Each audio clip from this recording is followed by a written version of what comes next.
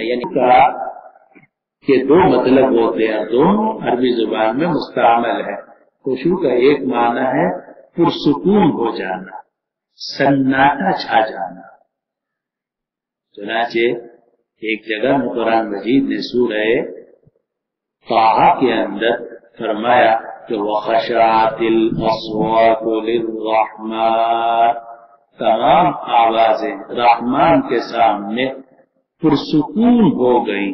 فَلَا تَسْمَعُ إِلَّا ہَمْسًا، تو تم نہیں سنو گے مگر ہلکی سی آہٹ۔ جب سناٹا ہوتا ہے تو اس میں سوئی کی گرنے کی بھی آواز آتی ہے، تو ایسا سناٹا جو ہے اس کا نقشہ قرآن نے کھینچا وَخَشَعَتِ الْأَصْوَاتُ لِلرَّحْمَٰنِ۔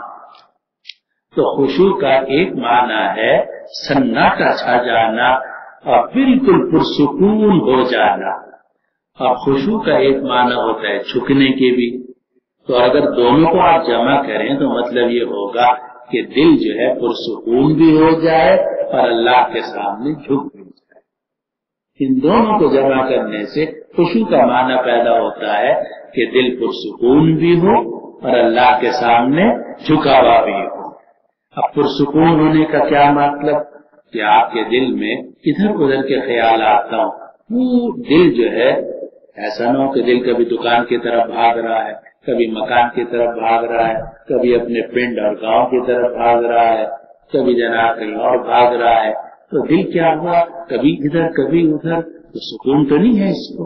لیکن اگر بالکل دل پرسکون ہے تو اس کا مطلب کہ خشوع موجود ہے دل کے اندر، اور جب یہ پرسکون ہوتا ہے پھر اللہ کے سامنے جھک بھی جاتا ہے، دل بھی جھکتا ہے۔ اور اصل خشوع دل کا ہے، اصل خشوع دل میں ہوتا ہے، اور اسی لیے اگر دل میں خشوع ہوگا تو آپ کے اعضاء بھی پرسکون ہوں گے۔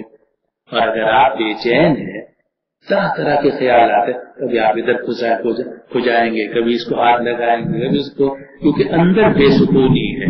جب آپ اندر بے سکون ہوں گے تو جو باہر ہے وہ بھی بے سکونی ہوگی۔ یہ عجیب بات ہے، اگر آپ کے اندر سکون ہے تو آپ کے اعضاء اور جوارح میں بھی سکون ہوگا، اور اگر اندر بے چینی ہے تو آپ کے اعضاء اور جوارح کے اندر بھی بے چینی ہوگی۔